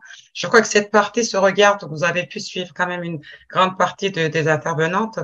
En tant que militante, je dirais activiste, justement, comment vous allez présenter la Turquie actuelle, bien sûr avec sous l'angle aussi du tremblement de terre, voilà, encore une fois, et les conséquences, je dirais, écologiques. Y a-t-il des projets écologiques? Comment sont-ils mis en œuvre ou pas? Voilà, donc maintenant, c'est à vous. Touché. Merci pour cette invitation et désolée pour les conditions de ma connexion. Vous pouvez entendre des sons du café où je me suis réfugiée. Là, en fait, je vais tout d'abord commencer avec les séismes, comme vous avez mentionné, les Labinidji, et que, en fait, j'ai très peu de choses à rajouter d'après ce que dit Ahmet İnsel, car, en fait, le plus grand problème, c'était l'urbanisme depuis le début même du premier mandat de l'AKP. Donc, ça, en fait, j'avoue que il y avait toujours cette économie qui était fondée sur la construction BTP et sur les appels d'offres, on peut dire, assez corruptés.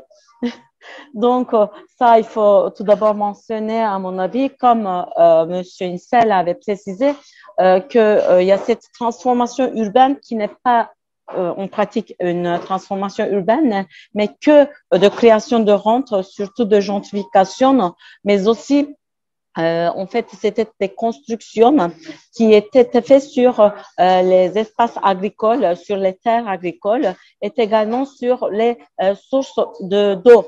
Par exemple, pour le troisième aéroport d'Istanbul, on a vu que les ressources d'eau d'Istanbul étaient bien détruit avec ce grand projet. Donc, je vais commencer tout d'abord de lister un peu tout ce qui se passe parce qu'en fait, 20 ans de gouvernement d'AKP de côté de point de écocide, c'est assez difficile à repérer.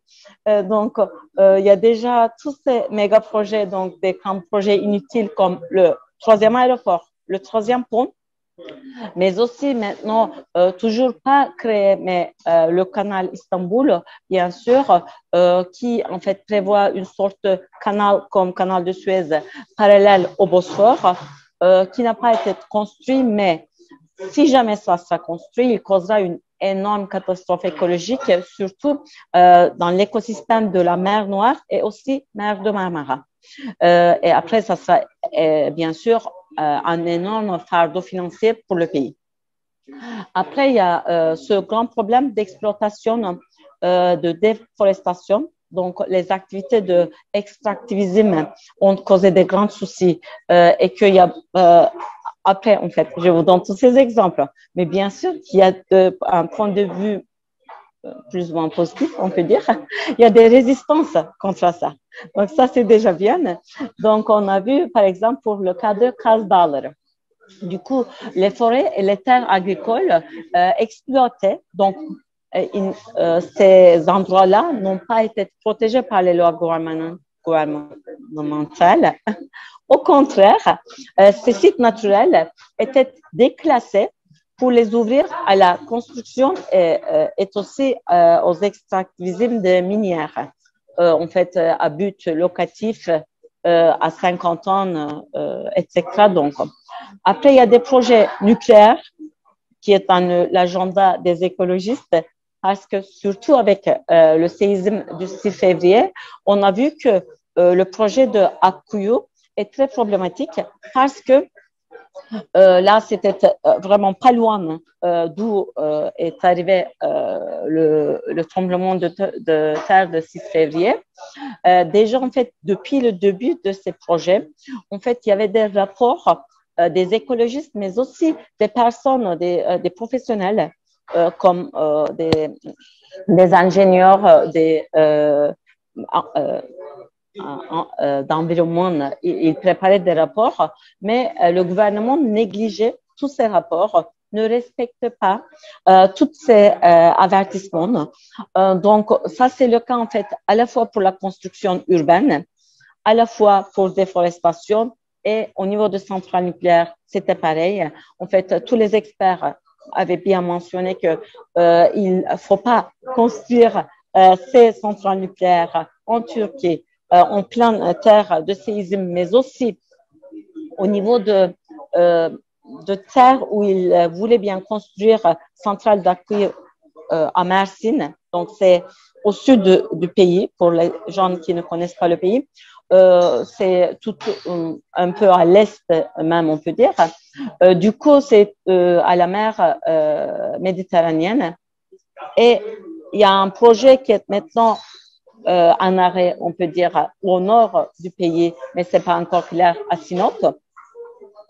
Après, ce n'est pas fini avec les centrales nucléaires. Il y a également la question de centrales hydroélectriques et thermiques. Donc, centrales hydroélectriques ont vraiment détruit la région de la mer Noire. Là-bas aussi, il y a eu pas mal de résistance. Par contre, la résistance était plutôt menée par les villageois. Donc, ce n'était pas vraiment efficace au niveau d'arriver à un point de résister à ce grand projet. Donc, maintenant, en fait, depuis quelques années, on peut voir les conséquences de ces centrales hydroélectriques parce qu'on a vu des grosses inondations à la mer Noire. Donc, ça cause une destruction d'écosystèmes dans cette région, n'importe où ils étaient construits. Pour les centrales thermiques, c'est pareil. Surtout, en fait, il y a pas mal de centrales thermiques en Turquie. Durant l'année dernière, notre coalition a mené une sorte de caravane pour dire non aux centrales thermiques, partout dans le pays en plus. Parce que toutes ces destructions d'écosystèmes, ça se passe partout dans le pays. Donc, ce n'est pas seulement à l'ouest, au nord, au sud, mais partout. Comme en fait, il y a eu également des produits chimiques qui étaient en fait diffusés par la fleuve de Euphrate. Apparemment, ça s'est arrivé jusqu'au bord en Syrie, en Égypte même. Donc, ça, c'est un sujet très, très important. En fait, à ce point-là, je veux bien aussi souligner l'importance d'une action transfrontière. Pourquoi? Parce que quand, là, par exemple, aujourd'hui, on a perdu une importante partie des forêts d'Amazon. En fait, quand il s'agit des Amazones, en fait, ici en France, on fait des actions et tout, mais quand c'est en Turquie aussi, il faut qu'on fasse quelque chose, même si en fait, on n'entend pas beaucoup qu'est-ce qui se passe là-bas. Mais parce qu'en fait, ce sont en fait ces ressources naturelles, ça appartient à l'humanité, pas seulement à ce pays-là. Donc, à ce point-là, on a vraiment besoin, mais aussi, il faut être bien sûr au courant de ce qui se passe un peu dans les autres pays. Du coup, justement dans ce cadre-là, moi j'avais participé à COP26, mais pour People's Summit. Donc c'était plutôt un sommet des peuples où en tant qu'activistes, on échangeait nos expériences et aussi nos soucis. Donc, une autre chose à dire, la Turquie se trouve dans l'une des régions qui est plus touchée par la crise climatique et qui sera aussi toujours plus touchée parce que le bassin méditerranéen sera une des régions plus touchées de tous ces problèmes climatiques. Et là, malgré cette réalité, le gouvernement a promis, entre guillemets, dans sa déclaration nationale pour l'accord de Paris, d'ici 2030, la Turquie doublera, en fait c'est un promis, je souligne ça, doublera ses émissions par rapport à ses émissions de 2012. Vous pouvez imaginer donc le recul, parce que en fait normalement on devrait attendre d'un pays de déduire, en fait de réduire toutes ces émissions. Au contraire, en fait ils ont déclaré sans honte qu'ils vont redoubler cet chiffre. Également, on a un petit autre problème. En fait, je vous donne juste une liste, comme je vous ai dit. Il y a eu des incendies en Turquie, mais aussi en Grèce et en Italie, en Espagne en 2021, comme vous pouvez vous souvenir. Donc, on peut voir la sécheresse et les inondations. Donc, on peut voir cet déséquilibre dans la nature. Donc, il n'y a aucune mesure prise par rapport à ça. Il y a une énorme pollution dans la mer Noire, mer de Marmara. Aucune mesure toujours prise en compte. Après, une autre histoire, c'est en lien avec la guerre et l'immigration. Comme vous avez signalé, Leila Binti, que là maintenant en Turquie, comme elle se trouve tout au milieu du Moyen-Orient, on peut dire de la crise du Moyen-Orient, la Turquie accueille des immigrés d'une manière vraiment, je ne sais pas en fait, je ne vais quand même pas trouver l'adjectif pour expliquer ça parce que accueille mais n'accueille pas, on peut dire. Du coup, il y a ça et également les investissements de guerre et de défense, par exemple l'utilisation de l'eau comme l'arme et tout. En fait, tout ça détruit également l'écosystème de la région. Donc, ça concerne toujours, pas seulement la Turquie, mais les pays voisins. Du coup, notre coalition veut bien en fait intervenir à tout ce sujet-là. Après, avant de finir, parce que peut-être en question-réponse, je peux répondre d'une manière plus précise. Avant de finir, je veux bien dire que cette coalition se compose de différentes plateformes de partout de la Turquie. Ce qui est intéressant pour cette coalition-là, parce qu'il y a également des plateformes un peu de l'ouest, de la bassin méditerranéen, mais également il y a des collectifs ou bien des plateformes qui nous joignent de côté frontalière avec la Syrie de la Mésopotamie. Bon, c'est tout pour l'instant. Merci infiniment, Tuğçe, pour votre intervention. Donc, en deuxième partie, nous avons pensé, c'est vrai que j'aurais dû l'annoncer au début, hein, écrire vos questions sur le chat pour qu'on puisse poser nos questions donc, à nos intervenants. D'habitude, ça se fait. Bon, il y a deux questions, deux questions en tout cas. Une assez longue. Donc, Ahmet Insel avait déjà répondu. Il avait évoqué notamment, mais Hamid Bozarsan aussi, l'implantation de la Turquie en Afrique. Donc, les aides qui ont dépassé en 20 ans de 5 milliards à plus de 25 milliards en 2022, etc. Oui, donc c'est une affirmation, je crois, de Abdesalam Clash. Je crois que c'est lui qui a posé cette question-là. Là, ils peuvent poser leur question, non? Éventuellement, si. Ok, mais alors on fait comment? Donc ici, Abdesalam est là. Alors, On peut faire monter Abdeslam si vous posez lui-même Tout sa question. simplement, il faudrait qu'on Oui. fasse quand même attention à le temps, Mais le timing. sinon, bien sûr, bien sûr. Je lui ai donné la parole. Il est 20h30, donc, ok. Dans ce cas-là, donc, que ça soit très, très court pour que les autres puissent également poser leurs questions. Ok, bah, Abdeslam, si Et tu juste, veux. juste, si des personnes veulent parler, s'il vous plaît, levez la main. Il y a un outil en bas pour lever la main. Comme ça, on vous voit. Je suis désolé, c'est vrai qu'on fait ça pratiquement plusieurs fois par jour et que je pensais du principe que tout le monde connaît le système, la démarche. Donc, si on veut prendre la parole, ben, on lève effectivement le petit doigt qui est affiché. Si on veut poser une question, on écrit dans le chat. C'est vrai. Bon, ce soir, je ne l'ai pas rappelé en pensant que tout le monde le savait déjà. Excusez-moi. Bon, continuons. Donc, il est 20h31. On avait dit que c'est 21h au plus grand maximum. On arrête. Et si on peut arrêter même avant, ça va être un exploit. Et puis, donc, on fera la conclusion aussi. Voilà. Donc, oui, Abdeslam Clash, à toi la parole. Tu peux poser ta question.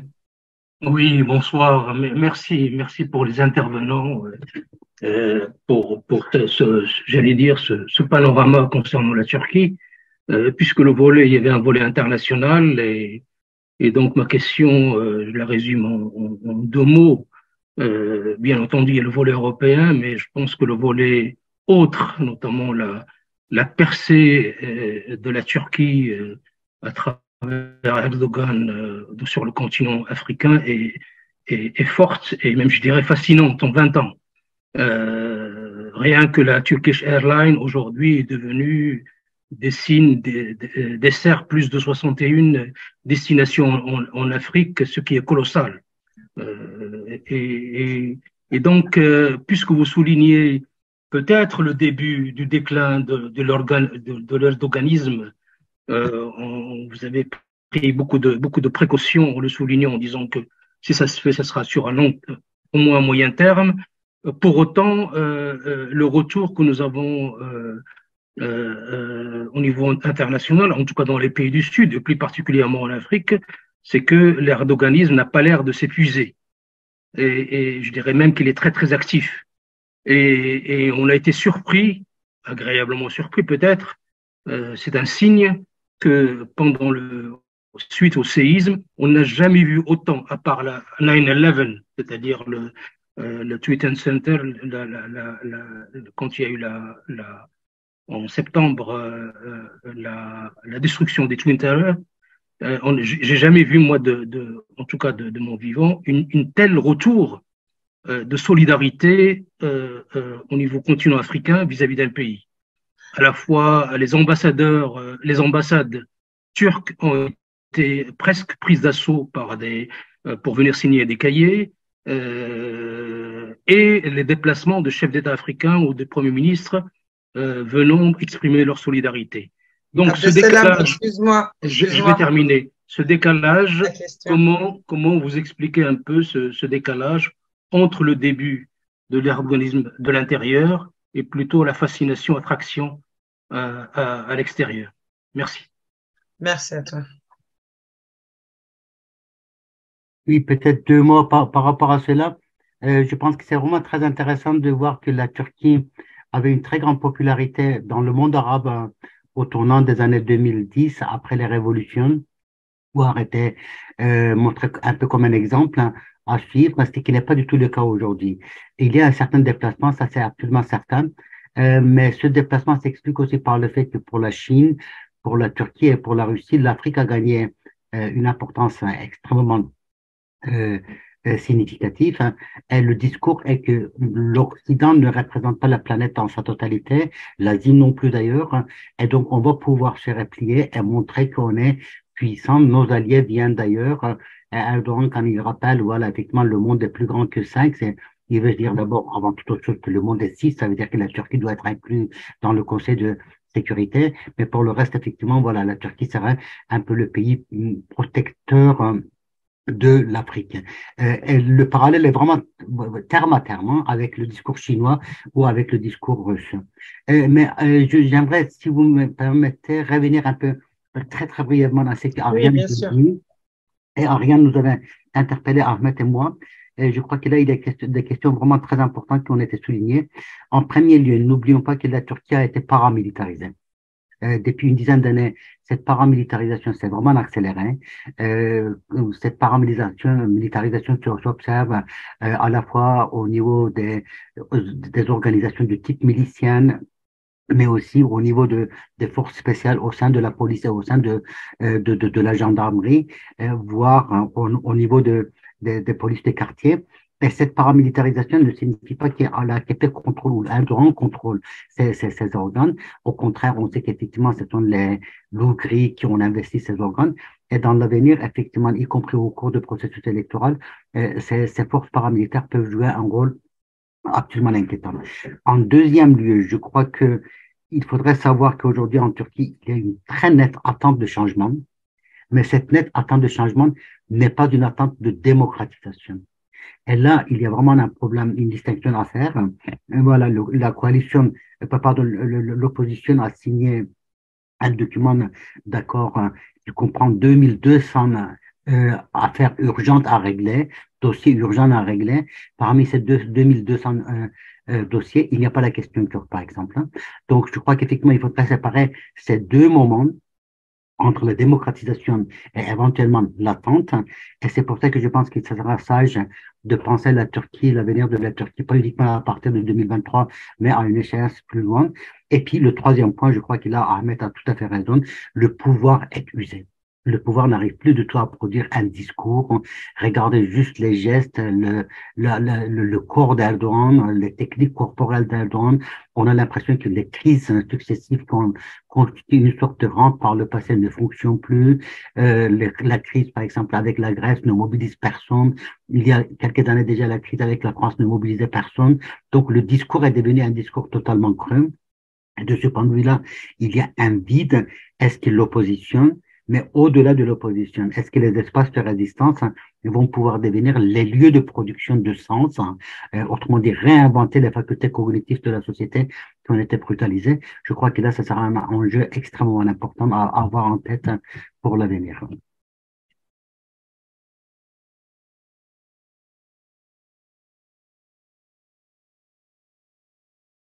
Vous n'avez pas voilà, vous n'avez pas réactivé. Pardon. Oui. Est-ce que d'autres, monsieur Insel ou Ariane Bozon ou Touche, vous voulez intervenir ou pas? Si, pas sur cette question-là.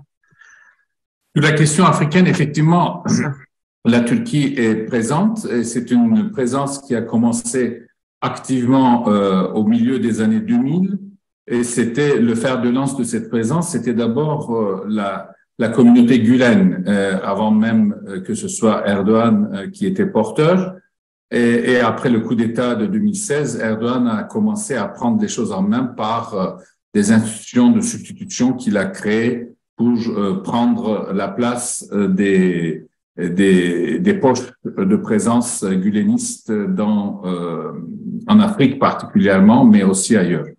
Je pense que cette présence turque en Afrique avec l'opposition va continuer parce que c'est une logique, je disais, de politique. Au-delà de Erdogan, c'est une politique d'État national.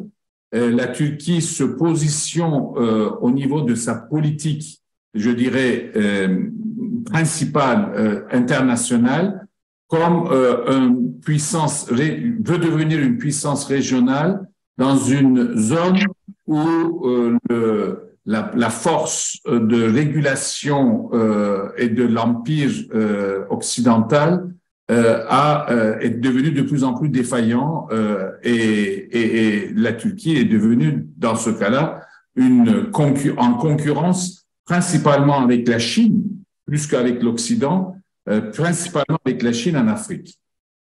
En revanche, la crise économique aujourd'hui en Turquie aussi commence à peser sur ses relations financières d'aide dans les pays environnants, notamment en Afrique, puisque par rapport à il y a quelques années, les moyens mis en place nouveaux se font attendre et effectivement dans une logique de sortie de crise économique, la Turquie aura besoin dans les années à venir à faire une plus grande investissement et déploiement des moyens en Turquie même, parce que aujourd'hui, on estime que la reconstruction les effets le coût de la reconstruction du tremblement de terre, par exemple, va coûter autour de 100 milliards de dollars étalés sur quelques années. Et le budget de l'État, les moyens financiers publics seront beaucoup plus déployés à l'intérieur. Deuxième question, par rapport à ce que a présenté Ariane, je crois que l'Union européenne, effectivement, au cas où il y a un changement de majorité en Turquie, l'Union européenne ne sera pas immédiatement, ne viendra pas les bras ouverts, etc. Ce qu'on espère particulièrement, c'est qu'avec un début de rétablissement des éléments de l'état de droit, qu'il y ait plus de confiance aux investisseurs étrangers qui se sont retirés massivement ces dernières années de la Turquie. Et donc, du coup, qu'il y ait un apport, comme dans les années 2000, qu'il y ait un apport d'attractivité de la Turquie en termes économiques, puisque la Turquie est un pays, il faut le reconnaître, qui est à la fois puissant financièrement, mais très fragile, puisque c'est un pays qui ne peut pas avoir une croissance économique sans apport de capitaux extérieurs. C'est un pays qui a un déficit très important d'épargne intérieure et Erdogan a épuisé la totalité des ressources qu'on peut disposer financières, économiques ces 4-5 dernières années. Donc, on peut s'attendre à ce qu'il y ait une coopération économique plus intense avec l'Union européenne, mais je ne pense pas qu'il y aura une reprise significative des négociations en vue d'adhésion très rapidement, puisque l'Union européenne n'est pas prête là-dessus. En revanche, je pense que il y aura un changement dans une logique de présence à l'étranger, puisque en Afrique, à ma connaissance, le fer de lance, l'axe principal de la coopération économique et politique de la Turquie, c'est aussi essentiellement une solidarité sur la base de solidarité musulmane. Et probablement vers un retour vers une attitude plus laïque, entre guillemets, de la Turquie va avoir aussi des conséquences sur sa politique extérieure où la Turquie ne sera pas le porteur, l'aide des pays principalement musulmans de l'Afrique.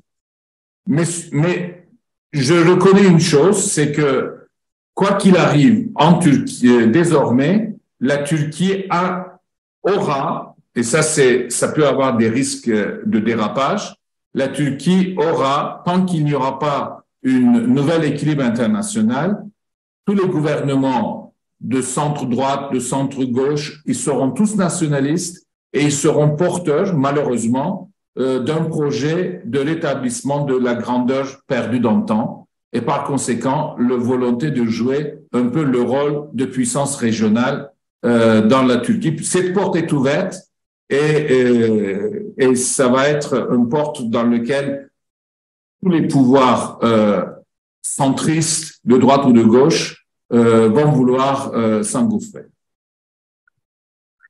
Merci beaucoup, Ahmet Insel. J'ai une autre personne qui peut prendre la parole, Philippe Leclerc. Pardon. Ah oui, Ariane, pardon. Allez-y. Votre micro. Micro. Ariane, votre micro. Voilà. Alors, oui, d'abord, c'est une belle réussite, il faut le dire, quand même, la politique africaine de la Turquie. Une belle réussite, et en particulier par rapport à la Chine et à la Russie. Bon, la Russie, c'est quand même les mercenaires. La Chine, c'est des prêts. Et la Turquie, quand on regarde de près les choses, il y a beaucoup de dons, beaucoup plus que des emprunts, que des prêts. Des dons au Nigeria, au Niger, au Togo, Bon, j'avais eu des chiffres, mais je ne peux pas les donner là. Mais enfin, voilà, il y a quand même une politique de dons humanitaires, mais d'autres choses. Bon, le pays qui a été le plus bénéficiaire, c'est la Somalie, hein, qui a reçu $1 milliard, je crois, l'année dernière. Enfin bon, bref. Donc déjà, ça la différencie un peu de la Russie et de la Chine. Et puis, il y a aussi d'autres choses, et qui a pris de l'ampleur, c'est qu'il y a la volonté maintenant d'être un exportateur dans le domaine militaire. Et on le voit tout à fait en Afrique. D'abord, il n'y a pas simplement exportateur d'armement militaire, mais il y a une présence militaire turque en Afrique, sous l'égide des Nations Unies au Mali et en République de Centrafrique, et sans les Nations Unies en Somalie, en Libye, par exemple. Et ça, je pense que ce sera un mouvement qui ira croissant. Alors, ça dépend aussi des moyens de la Turquie. Cela couplé avec la vente d'armements militaires. Alors, on connaît les drones Bayraktar. Il y a actuellement dans le monde 14 pays qui ont acquis des drones. Il y en a 16 qui sont encore demandeurs. Et il y en a beaucoup en Afrique. Enfin, il y en a un certain nombre en Afrique. Voilà, donc il ne faut pas oublier ce volet militaire qui pour l'instant n'est pas à grande ampleur, mais qui s'installe progressivement. Merci, Ariane Bonzon. Ça devient, je dirais, presque de plus en plus intéressante alors on est à même moins quart d'heure de la fin. Oui, enfin, pour moi, on arrive à une conclusion très importante dans le sens, le problème est global. Enfin, moi, je pense le problème est plutôt global. L'armement, la course aux armements un peu partout. Effectivement. Et puis, il y a aussi la réalité climatique. Hein, les experts GIEC qui nous rappellent quand même, nous n'avons pas un siècle devant nous, nous avons même une petite dizaine d'années et encore. Et dans tout ça, moi, je crois pas trop, en tout cas, donc la Turquie qui va donner aux Africaines, vous avez dit, Ariane, $100 milliards, alors que le pays même, la population du pays même est dans une situation économique terrible et qu'il y a eu des taxes, Ahmed Insel, vous allez confirmer ou démentir, quand même, qui avaient été mises en place depuis 1999, qui correspond à peu près autant de milliards livres turcs, je crois, je ne sais plus, et qui sont disparus, on ne sait pas où ils sont en tout cas. Donc la question de démocratie qui est brûlante, mais pas seulement en Turquie. En Turquie, effectivement, aussi. Et l'intégration, donc les volontés, les Européennes et la Turquie, je dirais, c'est aussi, moi, je pense, j'aurais plutôt envie de dire que cette montée d'intolérance, cette montée de l'exclure l'autre, cette montée de, soit à travers la religion de l'islam ou l'autre, à travers le christianisme, etc., trouveront toujours un prétexte pour pouvoir exclure l'autre en tout cas, mais la réalité, elle est là que la démocratie, d'une manière générale, est en danger un peu partout, donc pas seulement en Turquie, mais en Turquie, je dirais encore plus. Sur les questions climatiques, oui, nous n'avons plus beaucoup de temps, hein, que ce soit en Turquie, en Afrique, etc. Donc c'est pareil, il va falloir absolument poser les bonnes questions et chercher ensemble des bonnes réponses. Je suis vraiment désolée, François, j'ai l'impression de faire la conclusion. Il faut donner ça. Non, il faut donner la parole à Philippe. Philippe, je vais lui laisser la parole. J'avais envie de parler, dire quelque chose aussi. Donc voilà, je termine. Effectivement, il y a Philippe Leclerc qui voulait demander la parole. Et puis on est à moins de 10 minutes. Après, Françoise, je te laisserai conclure. À toi, Philippe. Alors, est-ce qu'on m'entend? Oui. Ah d'accord. C'est sur le plan de la géopolitique de la Turquie.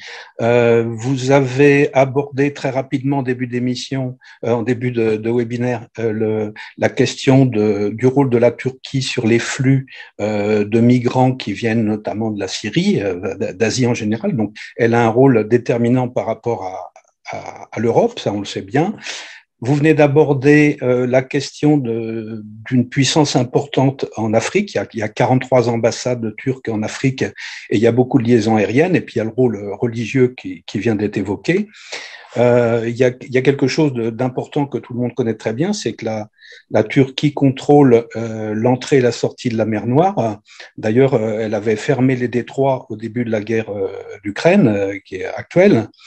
Et je suis en train de me dire, c'est une idée qui m'est venue au début de cette émission, quand je vois que l'Europe est en train de se couper massivement de la Russie, je vois que la Turquie, elle, qui fait partie de l'OTAN, qui tire presque toutes les ficelles possibles et imaginables d'un pays avec une situation incroyable à la frontière de l'Asie et de l'Europe, je vois que la Turquie, elle garde tous ses contacts avec la Russie. Donc, elle a toutes les cartes en main sur le plan géopolitique. D'un côté, la Russie, elle fait partie de l'OTAN, elle contrôle la mer Noire, il y a quand même 6 pays riverains de la mer Noire en tout. Hein.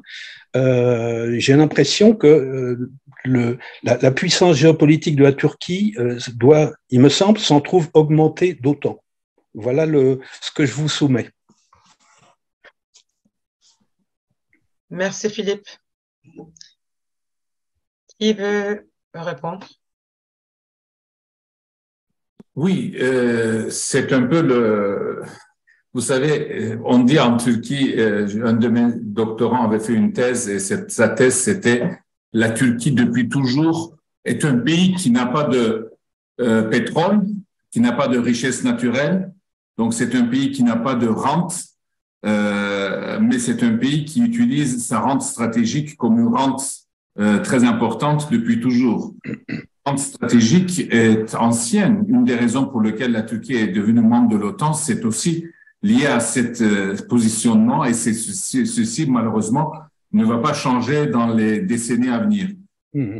Par ailleurs, effectivement, la Turquie a une position intermédiaire entre à la fois soutien l'Ukraine et soutien la Russie. Et c'est une position politique très, très intéressante parce que la Turquie est à la fois partenaire de la Russie et c'est en même temps l'opposant ou la confrontation la plus importante entre militairement en Syrie et en Libye. C'est d'un côté la Russie, c'est de l'autre côté les forces soutenues par la Turquie. C'est la même chose en Libye.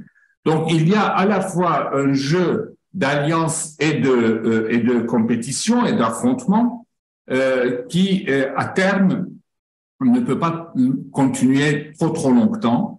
L'opposition, par exemple, envisage abandonner le projet d'achat ou de déploiement des missiles solaires que la Turquie avait achetés à la Russie, les missiles S-400, qui a créé une grande tension avec ses alliés de l'OTAN, comme vous savez, et la Turquie, du coup, a été chassée du programme de modernisation des avions de chasse et notamment du programme de F-35 par les Américains à cause de ça. L'opposition envisage justement de revenir un peu plus vers une alliance de l'OTAN, mais officieusement, je sais que, y compris les puissances européennes et américaines, ne sont pas très mécontents non plus. Là-dessus, je suis désolé de constater ça.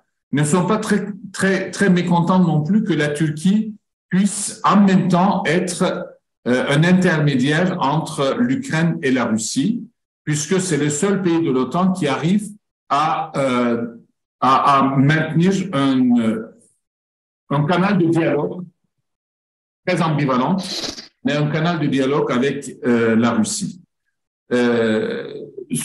Cette position, je dirais, c'est une position liée à la perte de hégémonie d'une puissance dans la région. Et donc, la Turquie joue le rôle d'une puissance intermédiaire qui entretient à la fois les relations avec la Russie, avec l'Ukraine, affronte la Russie sur la question syrienne, mais en même temps négocie principalement avec la Russie le retour de la Turquie à une table avec Bachar el-Assad, par exemple, aujourd'hui. Et il y avait une question qui est arrivée sur le chat qui va un peu dans ce sens-là. On me pose la question j'avais évoqué la question de l'Arménie. Effectivement, la Turquie soutient l'Azerbaïdjan massivement. Un des facteurs qui a réussi, qui est de la réussite militaire de l'Azerbaïdjan dans la deuxième guerre de Haut-Karabakh, le facteur présence soutien turc n'est pas négligeable. Mais en même temps, désormais, à partir du moment où l'Azerbaïdjan a récupéré plus que ce qu'il avait perdu dans la Première Guerre mondiale, les raisons pour lesquelles la Turquie avait rompu ses relations diplomatiques avec l'Arménie n'existent plus. Et je crois que depuis à peu près 6 mois, les relations commencent à être officieusement reprises, avec d'ailleurs l'assentiment de l'Azerbaïdjan. Ok, merci beaucoup Ahmed Insel. On arrive vraiment vers la fin.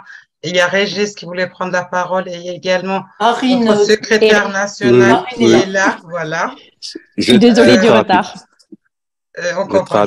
Alors, juste une demande aux intervenants. Est-ce qu'on peut s'accorder 10-15 minutes supplémentaires, s'il vous plaît? 10 minutes. Non, moi, je suis désolée, je ne pourrais pas. Je suis obligée de partir à 9h. Là, j'ai rendez-vous à 9h. Je suis désolée. Alors, peut-être, vous allez peut-être répondre à la question que j'ai posée. Parce qu'il y a un thème qu'on n'a pas abordé et qui est très important de mon point de vue, c'est la question des luttes féministes. Oui. Voilà, donc je ne sais si vous pouvez dire... La Convention d'Istanbul. Je crois qu'Ahmed en a un peu parlé. Il a expliqué comment l'opposition finalement ne prenait pas cette question à bras-le-corps, alors qu'on se rappelle qu'effectivement la Convention d'Istanbul, Erdogan s'en est retiré pour justement attirer à lui les partis conservateurs islamistes, dont un est dans l'opposition. C'est aussi l'une des raisons pour lesquelles il avait fait ça. C'est toujours la même chose. Regardez la scène intérieure et l'objectif politique intérieur. Et Ahmed nous a expliqué qu'effectivement, dans le programme de l'opposition, la question des Kurdes et la question des femmes n'étaient pas abordées. M'excuse, mais je viens d'avoir un message de Marine qui dit qu'elle part à 21h, il est 20h57. Alors Marine, à toi. Merci. Je suis désolée, c'est en fait, désolée, parce qu'en fait j'étais dans le train retour avec les manifs, j'ai pas eu du tout le choix du train, il y en avait qu'un, donc je l'ai pris et j'avais pas de réseau assez pour faire Zoom. Je suis arrivée moi, rendez-vous avec Olivier Faure à 21h, donc je peux le faire attendre 2 minutes, mais pas beaucoup plus. Juste pour vous remercier vraiment beaucoup d'avoir organisé ce webinaire, la commission transnationale, parce que on le voit bien, c'est des sujets qui évidemment concernent des pays qui nous intéressent au premier plan, mais qui ont aussi des répercussions internationales. Et donc c'est important de prendre le temps comme ça de poser ces sujets, d'essayer de comprendre, de nous former, d'entendre nos intervenants de qualité, toujours. C'est toujours le cas avec la transnationale et nos intervenants. Et puis, on voit bien avec les élections qui arrivent le 14 mai prochain que ça va se jouer dans un contexte très particulier, que le pays il est durement touché depuis février par une série de violents séismes qui ont fait plusieurs milliers de morts, que la gestion de cet événement elle est très critiquée et que ça pose une nouvelle donne dans la politique kurde. Et donc voilà, on voit à quel point ce rendez-vous électoral va être crucial pour son avenir, pour celui du pays qui emploie aussi à cette grave crise économique qui est une pièce maîtresse de l'échiquier géopolitique de la région, entre Ankara qui a proposé sa médiation entre l'Ukraine et la Russie, et voilà, on voit que c'est quand même assez crucial et que l'issue de ce scrutin elle est très incertaine. On a un président sortant qui va devoir affronter des violentes critiques de l'opinion publique après tous les ratés sur sa réponse au séisme, mais aussi et surtout répondre de l'inflation qui est débridée, de l'effondrement de la monnaie, de la crise sociale qui a usé son autorité, etc. Donc vraiment, merci à la commission et aux panélistes pour nous avoir éclairés, nous avoir aidés à mieux comprendre ce qui se passe en Turquie et puis les perspectives qui se présentent pour le pays et la région dans les années à venir. Je n'ai pas pu, du coup, entendre la conférence, mais je suis sûre qu'il y aura un formidable compte-rendu qui sera fait, qui me permettra y compris de me former sur le sujet, parce que les copains de ELV le savent, j'ai jamais prétendu être une experte internationale, c'est pas ma valeur ajoutée dans la vie, mais en tant que secrétaire national, je tiens à me former sur les sujets, et à chaque fois que j'en ai l'occasion, que ce soit sur la Palestine, sur l'Ukraine, au fur et à mesure des interviews, on est amené à prendre position sur des sujets, je le fais toujours, y compris sur la visite de Macron là récemment en Afrique. Je le fais toujours sur la droite ligne tracée par la commission transnationale.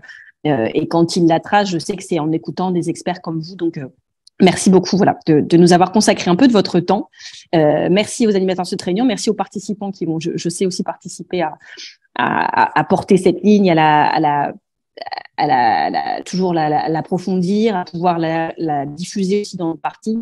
C'est un travail de fond qui est extrêmement important et qui ne concerne pas juste nous, écologistes français, mais le monde, comment on y habite ensemble et comment on y défend nos valeurs. Voilà. Merci beaucoup. Merci Marine, merci beaucoup. Donc c'est enregistré, tu auras le... Parfait, je me referai la séance. Voilà, très bien. Et il est 21h, donc je n'ai pas retardé l'intervenante, je suis très fière de moi. Merci. Mais Régis, ta question était très pertinente et tu as eu raison de la poser, ça m'a fait plaisir d'arriver à ce moment-là. Oui, tout à fait. Le dernier mot, je dirais, malheureusement, on ne peut pas prolonger. Et Françoise Lamartine, pour conclure, c'est vrai qu'on a envie de continuer, on a posé plein de questions. C'est tellement important, fascinant et qui nous lie ici ou là-bas. Mais voilà, on est malheureusement à la fin.